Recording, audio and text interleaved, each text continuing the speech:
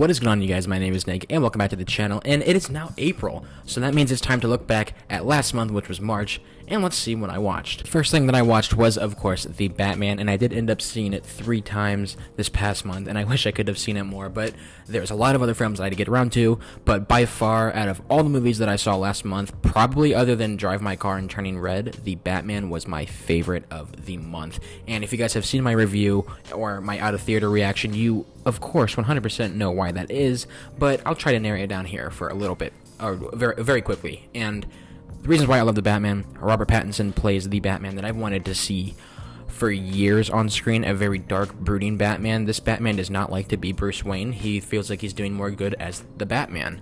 And I love his whole inner conflict throughout the entire film about how people like the Riddler almost look up to Batman because of what he's doing. You know, he's putting on a mask and he's taking justice into his own hands. So that's essentially what the Riddler is doing, and Batman kind of has to find that line between hero and vigilante.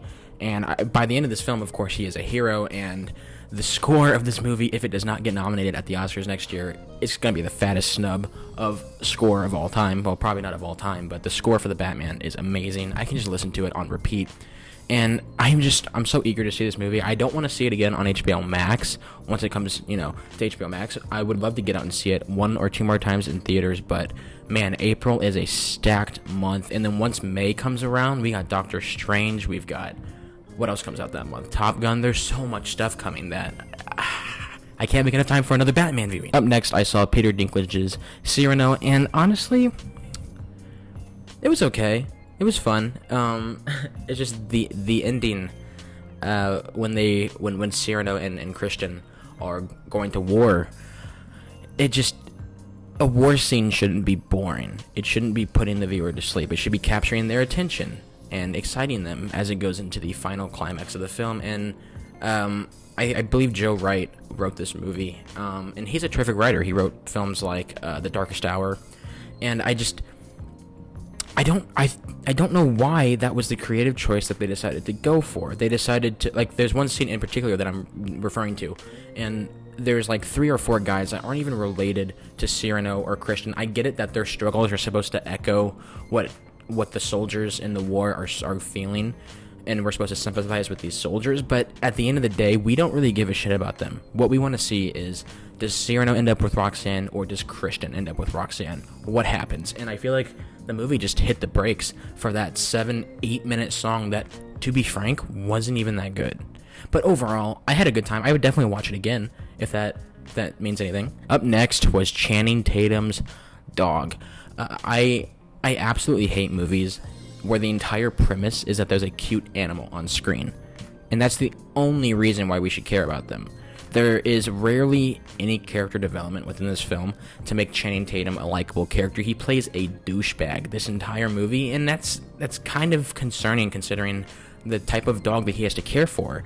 A very damaged and PTSD dog, right? And this guy, Channing Tatum, he's just an asshole. At one point, he impersonates a blind man because he feels that the dog wants to sleep in a good bed for once. So instead of going to buy a mattress or just renting a hotel room for cheap, he decides to impersonate a blind man and try to get into a free room, which he eventually does. And man, I don't know, that just feels very insensitive to me, which is crazy because I don't really get sensitive about things like that. But I don't know. I will say, though, that after seeing Morbius, my grade for Dog has gone up a whole point, because honestly, I thought Dog was going to be the worst movie that I saw this month. But man, oh man, was I fucking wrong. Up next, I saw Drive My Car on HBO Max, and I really wish I didn't watch it on HBO Max on my TV at home during the day. I wish I saw it in a theater, but, where I live at, there's not a whole lot of screenings for movies like that. I'd have to drive a solid 30 to 40 minutes out of my way just to get to see an indie film like this, which is very, very frustrating, because if I want to go see The Batman or if I want to go see Spider-Man, I can go 10 minutes down the road and see it. But if I want to go see Drive My Car or The Worst Person in the World, I gotta drive almost 40,000 miles to go see it. And that's very frustrating. If you guys haven't seen Drive My Car, it did win Best Foreign Picture at the Oscars. So if there are any other reasons why you should see this movie, if you haven't, take that Oscar win, in my opinion, that this is one of the best. I believe it should have been a very, very close frontrunner to Best Picture. I wonder if this year, if Coda was like really close to like West Side Story or something like that, to see what the runner-up was, essentially, because I want to know where Drive My Car placed within all of the ballots of the voters. Up next was the amazing Pixar film that was not in theaters, and that's Turning Red. This is easily the best Pixar movie that we've gotten in a long time, since Incredibles 2. And I'm not saying that Luca or Soul were bad by any means. Those were both terrific films in their own right, but Turning Red, it is so much fun, and it has, I love it when a film, especially an animated film connected to a bigger studio, when that director can put their own unique style into it.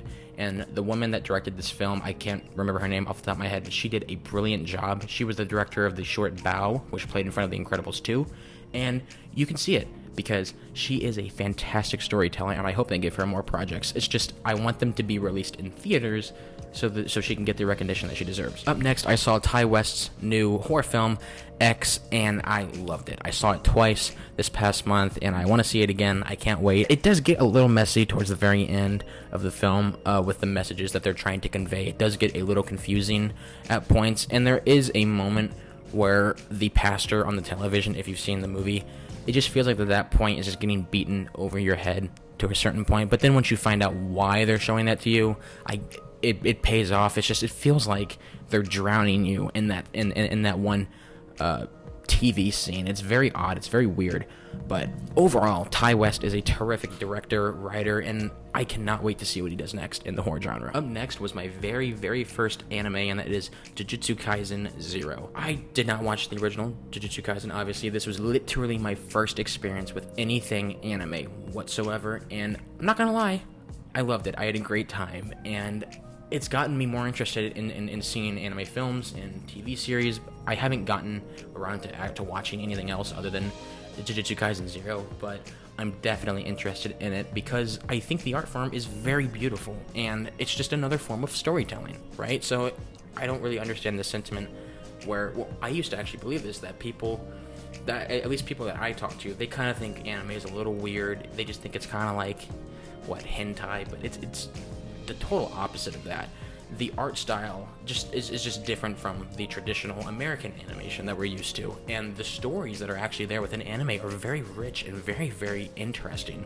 So I'm going to give a bunch of anime a try. I have a bunch added to my HBO Max queue, and I just gotta burn through all of them. Dude, I feel like I'm like slowly sweating up a storm right here, like I'm playing for the Lakers in the 1980s. Speaking of which, if you guys have not seen Winning Time on Netflix, not Netflix, God, on HBO Max, check it out. I did not think I would like it whatsoever. I'm not the biggest fan of sports in general, let alone shows or movies that are based on sports, but this is really, really good. Up next, I saw Mark Rylance's new film, The Outfit, and talk about a film that feels like a stage play. That is what The Outfit is. The Outfit is probably the best writing that I've seen so far this year. I do think The Batman has really good writing, and so does Turning Red, but The Outfit, man. When a film can play out almost like it's on a play stage, that's how you know you're doing something right in your writing. Because for things to flow from scene to scene perfectly and seamlessly without very many cuts in the film, it all flows very well together, and a great writer can do that. And I want to see it again, but I don't think I'm going to be able to have time to go out and see it in theaters again. That might have to be a Blu-ray purchase for me. Up next was Sandra Bullock and Channing Tatum's film, The Lost City, and there were so many laughs in this movie for me. Is it the greatest storytelling of all time?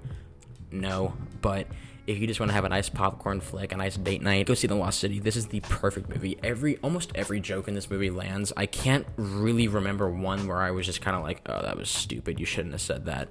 But there is one line where they drop the word Cash App, or two words, I guess, the company, and the way that they use that company within their joke, it is so funny. It is hilarious. If you guys haven't seen The Lost City, check it out. It's not studious filmmaking, but it's a great time nonetheless. Up next is a film that surprisingly I have never seen before, and that is 10 Things I Hate About You. The thing that surprised me the most about this movie is because like every single poster that I've seen for this movie has been Heath Ledger, and I forget the female lead of the movie, but them two on the poster, right? So I thought the entire movie was just going to be those two falling in love. I had no idea how important the supporting cast of this movie was. Like, I had no idea that, oh man, what is his name?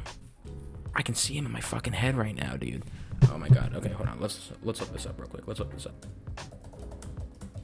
Joseph Gordon-Levitt. I actually am upset that I couldn't remember that name. He is such a terrific actor, and I had no idea that he was even into Things I Hate About You, and he was honestly my favorite character other than Heath Ledger's, of course. Just that character is iconic. Yeah, there are definitely a couple holes in the movie, a couple plot holes in particular, but overall, I mean, if you can forgive those, this movie is a rewatchable piece of cinema. And I love movies that you can rewatch, right? Like, I can totally picture myself putting this on within the next year, just watching it again, because it's such a great, feel-good, fun time movie, right? What more do you want out of a Heath Ledger romance film? And sadly, I had to end the month on what is arguably the worst superhero movie ever made. I don't even want to call it a superhero movie, because he's not a superhero. He is just a boring, depressed vampire. And I say vampire because he's not. There's no fucking way Morbius is a vampire. I